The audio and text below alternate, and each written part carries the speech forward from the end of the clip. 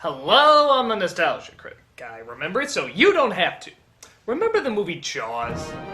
That scary film that made everyone afraid to go back into the water? It took the world by storm. The Spielberg classic was about a giant killer shark who roamed the seas killing people. Swimmers were trapping it like flies, but luckily Roy Schneider came in, said, "Smile, you son of a bitch," and blew the monster to kingdom come, allowing our heroes to live happily ever after. I'm not dead! Oh, until he made an unexplained comeback in Jaws 2. Funny, I didn't know sharks could put themselves back together so neatly, but no matter. Schneider is back to save the day. He fights the creature off and once again blows him to smithereens, allowing once again for our heroes to live happily ever after. I feel fine! God, that is until Jaws 3D, where once again the shark can't take a hint that we don't want to see him anymore. Okay, you know the drill. Shark screaming, blow him up, Zero regrets granting filming privileges, and once again our heroes live happily ever after. I feel happy! Oh, Christ! Another one! This shark has more life than a soap opera lead!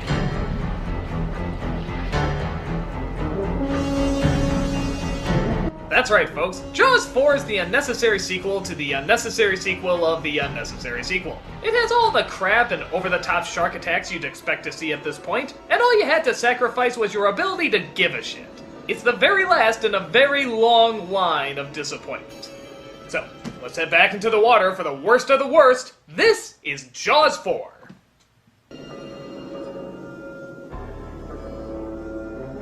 See that? Good God, how many times are we gonna see that shark point of view? Haven't we established yet that this is already the world's slowest moving shark? And on top of that, the movie is called Jaws the Revenge. Really? It's taken him 4 movies to finally get a plan together? It better be a damn good scheme. Oh, hey, can I take a guess? I'm gonna say it's, sneaking up on people and eating them. Am I close? Tell me I'm close. We're going with Tiffany to buy a Christmas tree. Okay, but a small one this year. We open up with the wife of Martin Brody, Ellen Brody. I know you can use the phone by yourself. You're a big girl. I'm 5 years old now, Grandma. I know you're 5 years old. Hiya, kiddo. How you doing down there in the sunshine? I'm fine, Uncle Sean. Yeah. Where's the shark? How come you get to leave early? Because my desk is closer to the door. Okay, I guess the shark's got a while, so let's introduce the appetizers. This is Sean, Ellen's son. This is Michael, her other son. Where's Roy Schneider, you might ask? Well, he's right there! Yeah, I guess they figure if they hold on this picture for a good 5 minutes, somehow that'll count as him making an appearance. That bad, huh? Actually, they say that he died in between films. And I have to admit, I always find it weird when they kill off characters in between movies when we clearly know the actor is alive. Like with Sean Connery in the last Indiana Jones movie. Brutal couple of years, huh, Charlie? First Dad, then Marcus. Oh, really? He died in between films? Yeah, well, I sure hope you kept that receipt for that cup of everlasting life. Kind of false advertising, don't you think? Is an old dock pile and drifting in the channel, stuck on a channel marker. So Sean is called out to get rid of an old dock pile. And of course, to do this, he has to go on a boat. Okay, how long until he gets it? Do I hear 2 minutes? 2 minutes, 2 minutes, 2 minutes, about 3 minutes, 3 minutes, do I hear 3 minutes, 3 minutes, 4 minutes, do I hear 4 minutes, 4 minutes, all right. All bets are off. Let's take a look.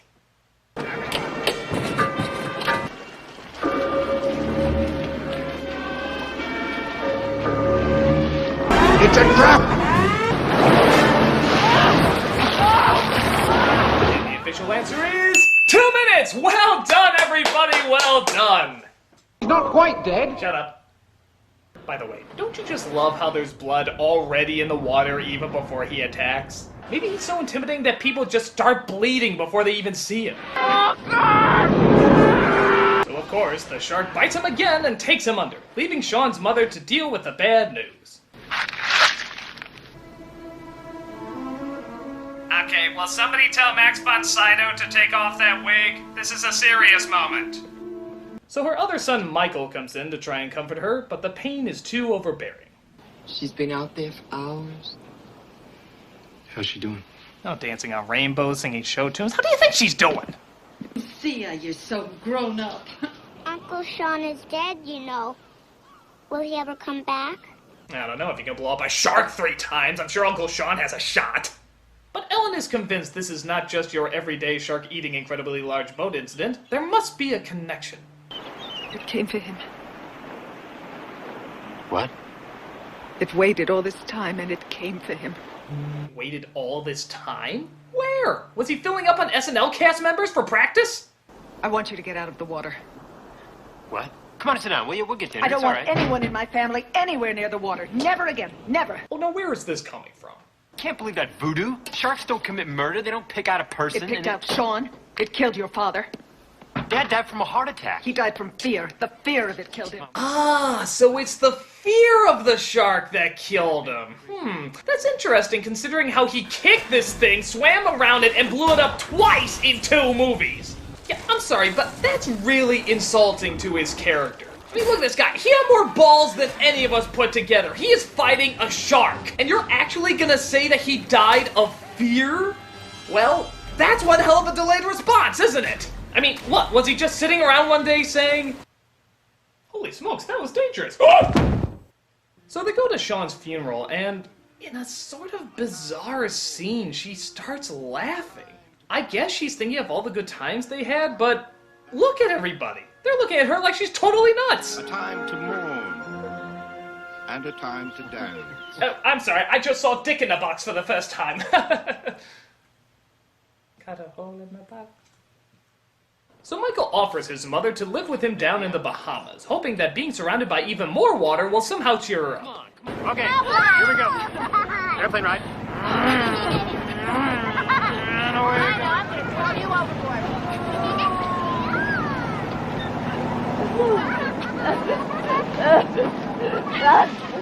No, lady, you got the reactions backwards. You're supposed to cry at the funeral and laugh when you're with the little girl. God, didn't they teach you anything in Acting 101? So they fly down to the Bahamas with the help of their pilot friend played by Michael Caine, who you may remember acted alongside much more believable animatronics in The Muppet Christmas Carol. He actually starts to befriend her, and they have a little bit of a romance going on. Meanwhile, though, Michael has the incredibly exciting job of watching underwater snails. You go away, you leave me high and dry, do all the work by myself, you come back acting like a zombie, it's Christmas Eve, we're working overtime because of you! Hey! I'm sorry about your brother. What is with the emotional transitions in this movie? They're all so sporadic. Is the Eastern Seaboard just filled with bipolars? No, they try to look past their emotional awkwardness and still try to have a Merry Christmas. Sharp shirt, Jay. Hey, may your sex life be as busy as your shirt. Thank you. Mommy, what's sex? It has a teapot and cups and saucers. And a sugar bowl and a creamer. Yeah, it'll improve my sex life. Oh, what? But sure enough, even in the Bahamas, Ellen's sharky sense is tingling. Oh, she'll come in a golden carriage, too. Jay? Yes, you're seeing this right, people. The shark actually followed them all the way from the United States to the Bahamas. Holy shit, how is that possible? How can he find these people? Is he like some sort of technologically advanced super shark? Ha! You won't get away that easily!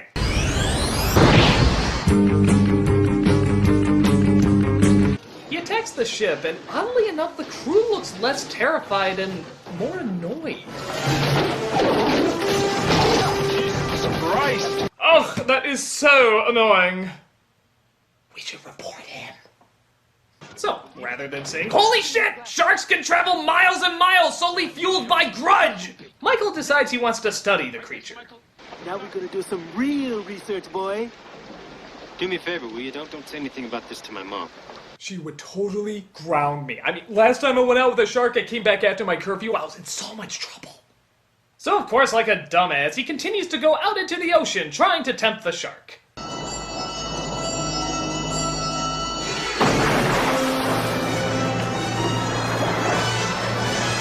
Boy, Jaws' revenge plot doesn't have much focus, does it?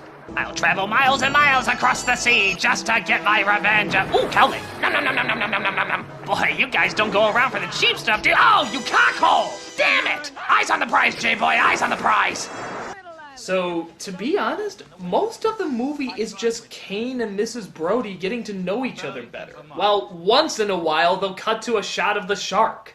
That's it. Yeah, it's like Terms of Endearment if it was interrupted by, oh, I don't know, a Jaws movie! But over time, Jaws manages to get the dart off. I guess he had one of his undersea friends with opposable thumbs help him out. So of course, they have a hard time looking for him. But don't worry, he finds them pretty easily.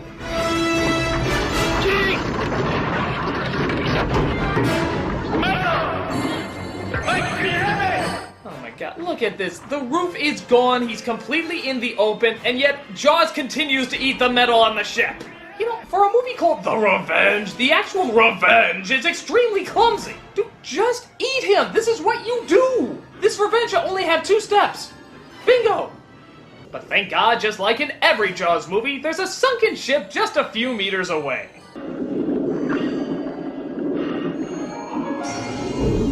You know, he doesn't look as scary when he's just wiggling his way through tiny halls. You ever see a really fat person try to get through a tiny door? Kind of the same reaction. Oh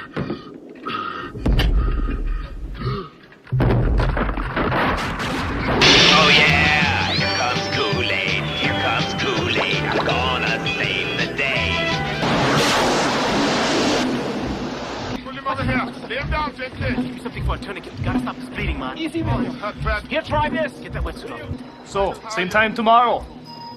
Actually, that's exactly what happens. He goes back into the water to fight this thing. But this time, Jaws isn't looking for him. Yeah, his ingenious revenge has now directed him to a beach a couple miles away. Yeah, that's right. The guy is literally throwing himself at him, and he's off at a beach trying to eat some kids. I'm sorry, I really don't get Jaws' plan. I mean, again, here he is, out in the open, and you're eating this banana boat. I mean, okay, I guess you can make the argument that he was going for the granddaughter, but she's right there. He literally ignores her and goes for this other chick. What does she have to do with your plan? What, did she kick you when you're a guppy or something? I'm sorry, I know I'm dwelling on this, but I wouldn't concentrate on this aspect of the revenge if the movie wasn't called The Revenge! And the fact that he traveled so far to pull it off. I mean, if it wasn't the revenge plot he was thinking of all that time, well then what was he thinking of swimming to the Bahamas? Across the sky, double rainbow. Across the sky. But this time, Ellen decides the shark has gone too far. It's time for Jaws to face his greatest opponent yet, an aging, wrinkly, old blonde-haired woman. And this time, it's preposterous.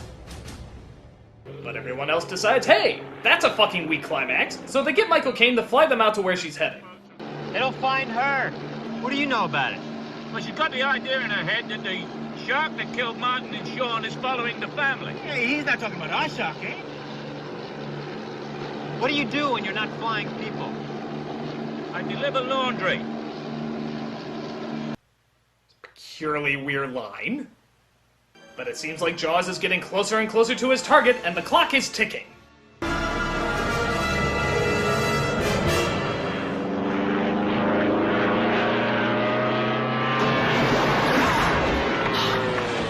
It's okay! Sharks are terrified of aviation! Everybody knows this! So they land the plane in the water, which means now Jaws has 4 people he can munch on. But for some reason, he doesn't go after the people already in the water and decides instead he's in the mood for British food. Complain! Complain! Oh, shit. Okay, this movie might be worth it just for that one line. Oh, shit. I wish I could be so nonchalant about a great white coming after me. Winning.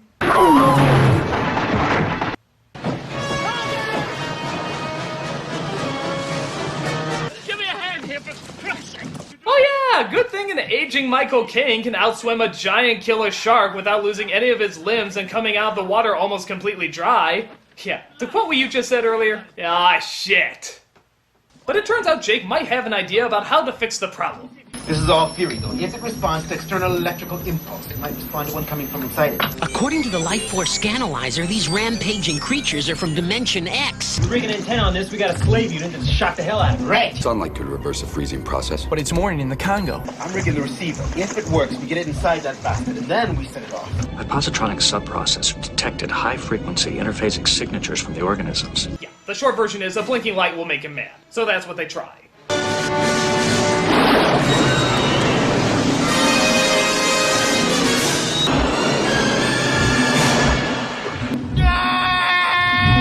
I do my impression of a dolphin humping a goat for you!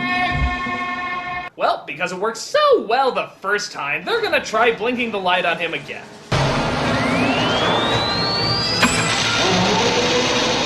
What? Did that thing just roar? Oh my god, that's Jaws roaring, people. I wouldn't mind so much, except I think I know where this roar came from. This is the roar Jerry let out in a Tom and Jerry cartoon. Seriously, listen. Gee, if you're gonna steal cartoon sound effects, there's a great boatload more you can rip from.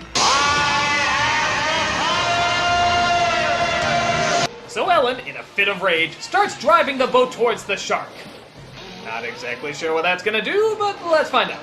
Smile, you son of a bitch! What the hell? He just blew up! How the hell did the shark just blow up?